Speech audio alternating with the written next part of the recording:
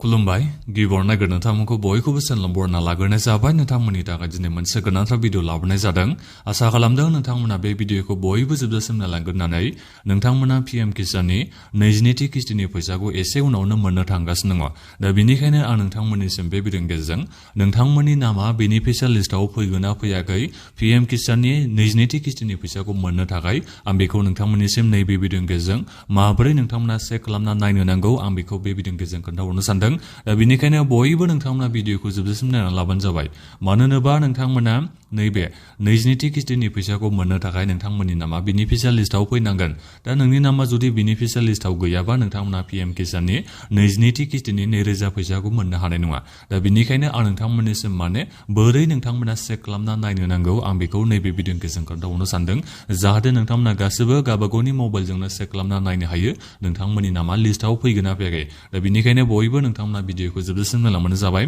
दा बेनिफ्राय आंनि नोंथांमोननिसिम दानिया मोनसे खावलायनायबो थाग्रोबाय गिबियावनो गासिबो चेनेलखौ साबस्क्राइब खालामना लाग्रोलायनानै जाहाथे नोंथांमोना बेबादिनो स्किमफोरनि आपडेटखौ नैबे चेनेलनि गेजेरजों मोनबाय थानो हायो दा नोंथांमोना नैबे पीएम किसाननि बेनिफिशियेल लिस्टखौ नायनो थाखाय पीएम किसाननि अफिसियेल वेबसाइटआव नोंथांमोना फैनो नांगोन जाय अफिसियेल वेबसाइट लिंकखौ आं नोंथांमोननिसिम भिडिअनि डिसक्रिप्शनाव होनानै दोनदों नोंथांमोना चेक खालामना नायबानो जाबाय दा बेनिफ्राय नैबे अफिसियेल वेबसाइटआव फैनायनि उनाव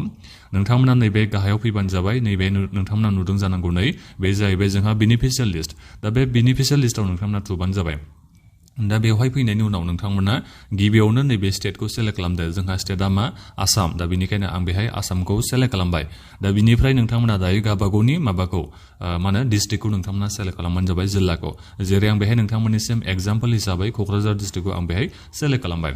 दा बिनिफ्राय नोंथांमोननि साब डिस्ट्रिक्टआ मा गावबागावनि साब डिस्ट्रिक्टखौथ' नोंथांमोना बयबो मिथिखागोनखा दा बेनिखायनो आं बेहाय सेलेक्टआव थुबाय साब डिस्ट्रिक्टआव दा बिनिफ्राय आं नैबे साब डिस्ट्रिक्टआव दायो नैबे गसाइगावखौ आं होबाय दा बिनिफ्राय नोंथांमोननि गामिनि नामा मा बेखौ नोंथांमोना जेब्ला गावबागावनि डिस्ट्रिक्टखौ होखांनायनि उनाव साब डिस्ट्रिक्टखौ होगोन अब्ला नोंथांमोना गावबागावनि भिलेजखौ सेलेक्ट खालामनो थाखाय नोंथांमोना अपसनखौ मोननो हागोन दा बे आं सेलेक्टआव थुबाय दा बिनि उनाव आं नैबेखौ सेलेक्ट खालामबाय आं एग्जाम्पल महरैसो नोंथांमोननिसिम दायो बेखौ सेलेक्ट खालामना खोन्थाहरदों जायखिजाया नोंथांमोना गावबागावनि गामिया मा गावबागावनि साब डिस्ट्रिक्टआ मा बेखौ नोंथांमोना मोजाङै फिलआप खालामबानो जाबाय नङाबा नोंथांमोननि गामियानो फैनाय नङा जुदि नोंथांमोना साब डिस्ट्रिक्टखौ मोजां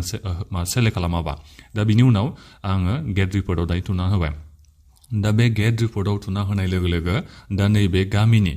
मानसिफ्रा सोर सोर दायो नैबे पीएम किसाननि 22थि किस्तिनि फैसाखौ मोननो थांगासिनो दं दा बिथांमोननि नामा दायो बेहाय फैबाय नामजों लोगोसेनो जेन्डाराबो बेहाय फैयो दा नोंथांमोना नुबाय जानांगौ नै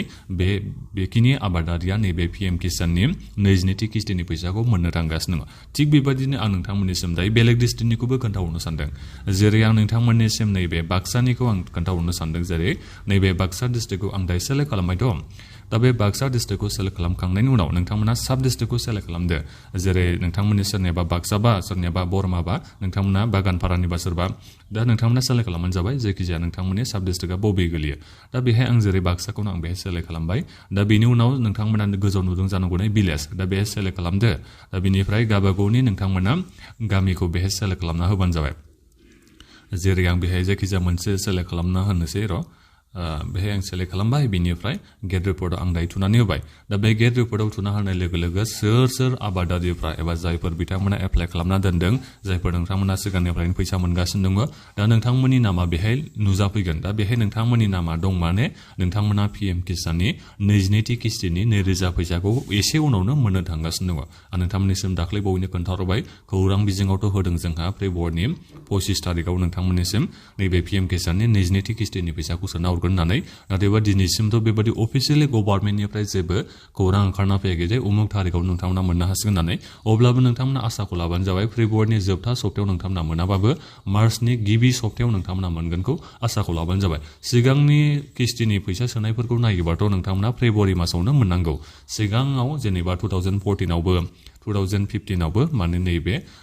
2014 होनबावबाय 2024 2025आवबो फेब्रुवारि मासावनो सोदों नैबे पीएम किसाननि किस्तिनि फैसाखौ दा बेनिखायनो नैबे 2026आवबो नोंथांमोना आसाखौ लानो हागोन फेब्रुवारिनि जोबथा सप्तायाव नोंथांमोना पीएम किसाननि 22थि किस्तिनि फैसाखौ मोनगोन होननानै दा मोनोबाथ' जोबोद मोजांनि बाथ्रा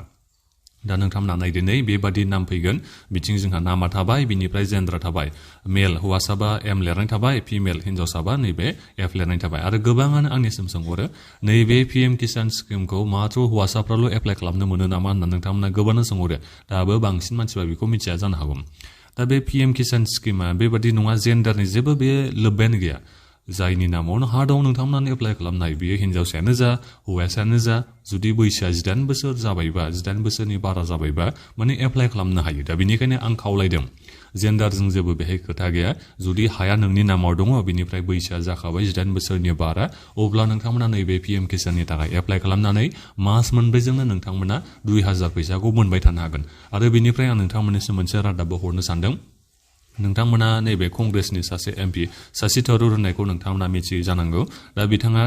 पार्लामेन्ट सिजन जोंहा दाख्लै जाबाय थादों नालाय बाजेट सिजन जानायाव दा बिथाङा नैबे बाथ्राखौ माने पार्लामेन्टआव बुंदों आरो जेनेबा पिएम किसाननिथ' नोंथांमोना फैसा होगासिनो दं 2000 नाथायबा बे 2000 फैसाखौ नोंथांमोना 2019 निफ्रायनो 2000 सोगासिनो दङ एसेबो नोंथांमोना मानो बारायनानै होआखै होननानै बेबादि बिथाङा बुंदों दा बिनिखायनो माने बिथाङा खावलायदों आरो सरकारखौ नैबे पिएम किसाननि 2000 फैसाखौ डाबल खालामना होनांगौ होननानै मास मोनब्रैजों जा नोंथांमोना 2000 फैसा मोनो दा बे 2000 फैसाखौ 4000 खालामनांगौ होननानै नैबे कंग्रेसनि सासे मानगोनां एमपि शशि थरूर बिथाङा माने माबा कुइसन खालामदों आरो गभर्नमेन्टनि माने केबिनेटआनो डिसिसन लाबायमोन जेनेबा कमिटिया डाबल खालामना होगोन होननानै नाथायबा दिनैसिमबो गभर्नमेन्टआ बेखौ एप्रुभेलखौनो खालामाखै आरो बारायना होआखै दा बेनिखायनो बेबादि बाथ्राखौ बिथाङा बुंदों आरो नैबे कंग्रेसनि एमपि शशि थरूर बिथाङा जोबोद सासे बियो फेमास मानसिबो नोंथांमोना सोरबा सोरबा मिथिबो जानो हागौ दा बेखौ आं नोंथांमोननिसिम नैबे भिडिअनि गेजेरजों खोन्थाहरनाय जाबाय दा नोंथांमोना गासिबो भिडिअनि डिसक्रिप्शनाव लिंक मोनसे मोननो हागोन पिएम किसान अफिसियेल वेबसाइटआव दा बेवहाय फैनानै नोंथांमोना गासिबो नैबे बेनिफिशियेल लिस्टखौ चेक खालामना नायफैदो नोंथांमोननि नामा बेनिफिशियेल लिस्टआव दंना गैया जुदि नोंनि नामा बेनिफिशियेल लिस्टआव दङबा नोंथाङा पिएम किसाननि 22 किस्तिनि फैसाखौ मोननो थांगासिनो दङ दा बेखौ नोंथांमोना गासिबो मिथिना मोनबाय जानांगौ दा बेखिनियावनो नोंथांमोना दायो माबाफोर सोंनांगौ दङबा भिडिअनि कमेन्ट बक्सआव नोंथांमोना कमेन्ट खालामबानो जाबाय आरो बे भिडिअखौ नोंथांमोना गासिबो मानसिफोरनो शेयार खालामना हो जाहाथे गासिबो आबादारिफ्रानो एबा गासिबो मानसिफ्रानो नैबे पिएम किसाननि बेनिफिशियेल लिस्टनि बागै नायनो हायो एबा मिथिनो हायो दा बेखिनियानोमोन नोंथांमोना गासिबो चेनेलखौबो साबस्क्राइब खालामनानै लानो थाखाय आरोबाव नोंथांमोननिसिम जोबनायाव खावलायनाय थाबावबाय दा बेखिनियानोमोन गोजोन्थों